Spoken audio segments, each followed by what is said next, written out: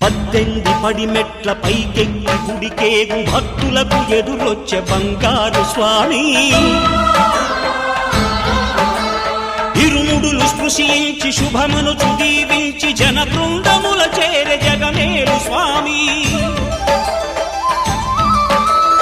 తన భక్తులొనరిల్చు తప్పులకు తడబడి ఒక పక్క ఒరిగెన ఓంకారమూర్తి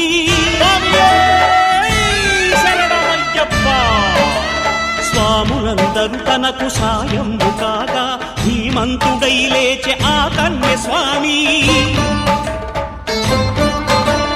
పట్టబంధము వీడి భక్తతతికై పరుగు పరుగున వచ్చే భూమిపైకి నరుడై